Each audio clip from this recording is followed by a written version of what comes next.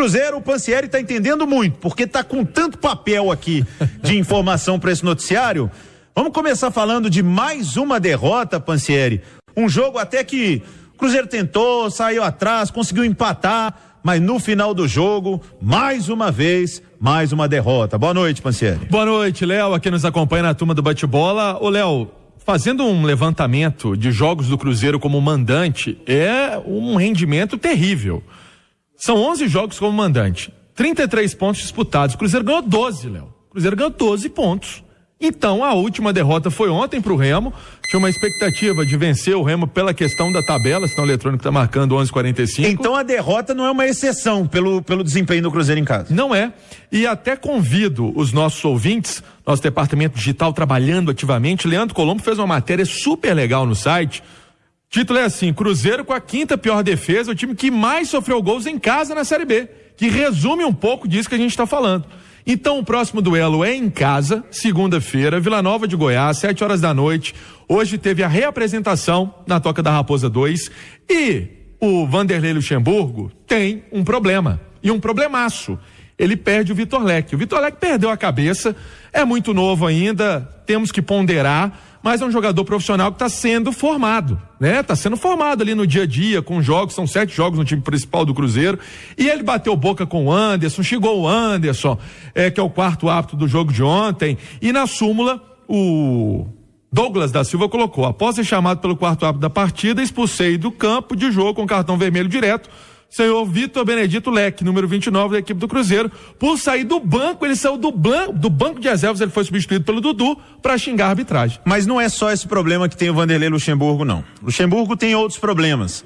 E ontem, na entrevista coletiva, que eu ouvi atentamente, a pergunta do Samuel Venâncio, que foi mais uma vez muito boa, o Vanderlei falou que lá no Cruzeiro ninguém falou ainda, ninguém fala lá em perigo de Série C, não. Então tá na hora de começar a falar.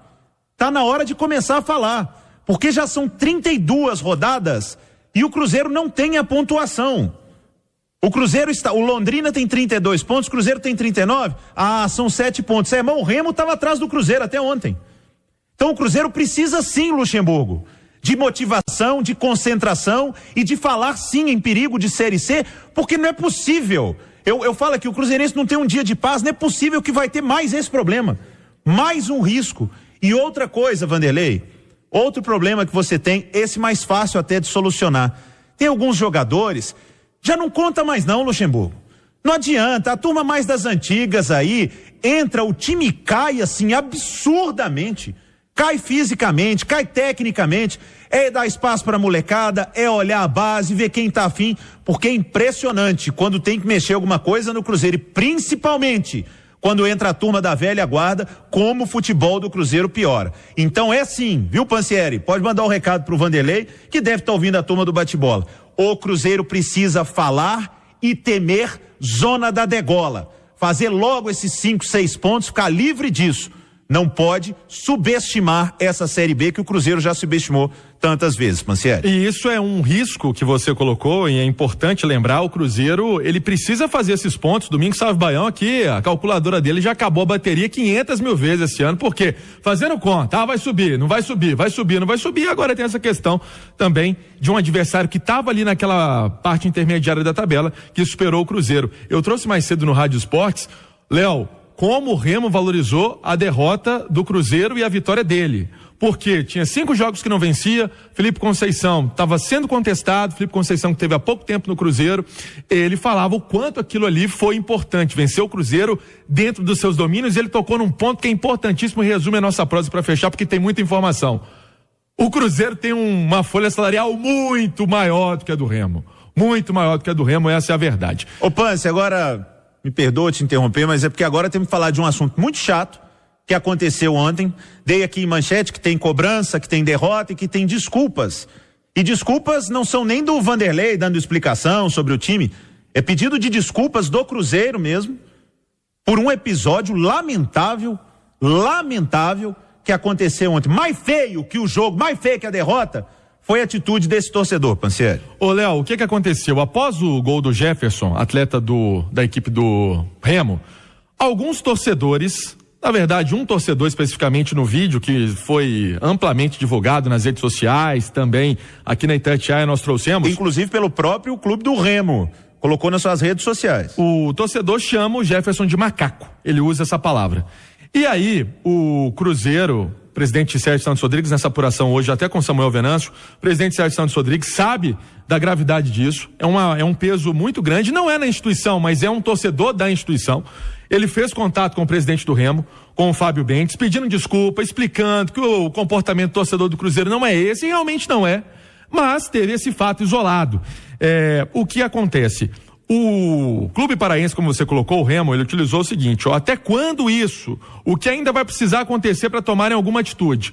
O Remo está prometendo acionar esse caso na CBF e vai denunciar, no caso, né, a entidade, toda essa questão, o que aconteceu de fato. Só que o que mais me causou estranheza, Léo, porque aí eu tenho que trazer também para o nosso noticiário, é que o Paulinho Curuá, que é jogador do Remo, colocou na rede social dele assim, não é o verdadeiro problema, minimizando a história. Agora pensa, é um fato que está o Cruzeiro tentando resolver com o Remo, minimizar a situação, entrar num acordo, pedido de desculpa foi formal, o Cruzeiro colocou nas redes sociais dele um pedido de desculpa explicando o que aconteceu, falando que não é um posicionamento que o Cruzeiro adere, e aí vem um jogador do próprio Remo e fala, não é o verdadeiro problema, Léo.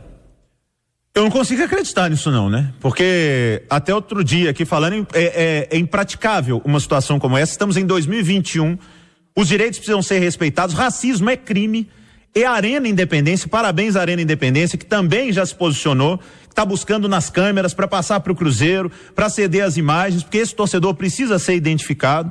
Lamentável, com toda a sinceridade, o que aconteceu e que ainda aconteça.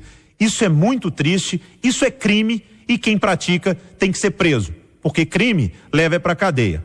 Pans, pra gente arrematar, informações do Cruzeiro. Então, o Cruzeiro utilizou as redes sociais para pedir desculpa, colocou a hashtag Larrisque o Racismo e falando que é uma situação lamentável tudo isso que aconteceu, pedindo sinceras desculpas à equipe do Remo, ao jogador. O Jefferson até deu uma entrevista ao pessoal do Globo Esporte lá no Pará, agora há pouco. Ele colocou uma situação muito triste, complicada, nunca tinha passado por isso, estou tranquilo, em paz, nada vai mudar minha alegria. Alegria, obviamente, porque fez um bom jogo e é um jogador que vem fazendo boas partidas quando entra e é acionado pelo Conceição. Vamos esperar o que vai acontecer, mas o posicionamento do Cruzeiro é esse.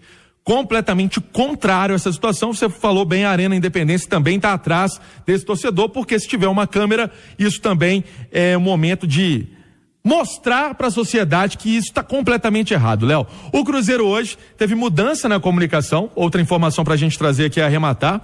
O Alisson Guimarães, que era o head do departamento, que era aquele que comandava a comunicação também, está deixando esse cargo, e o Rodrigo Moreira, que era diretor de marketing e inovação, ele continua no clube, mas vai para uma outra função, que ainda não está definida. O Cruzeiro, então, tendo essa mudança, essa dança das cadeiras também na área de comunicação. Agora, uma boa notícia, graças a Deus, é sempre notícia boa que a gente gosta de trazer, sobre Covid. O Claudinho, que foi baixo nos últimos jogos, nos últimos treinos, isolamento, que é importante, ele foi a boa notícia, jogador que é sempre também acionado pelo Luxemburgo. Se falei que perdeu o leque, pelo menos o Claudinho hoje treinou normalmente. Pode ser, quem sabe, uma boa novidade do Cruzeiro pro duelo contra o Vila Nova na segunda-feira, Léo. Tudo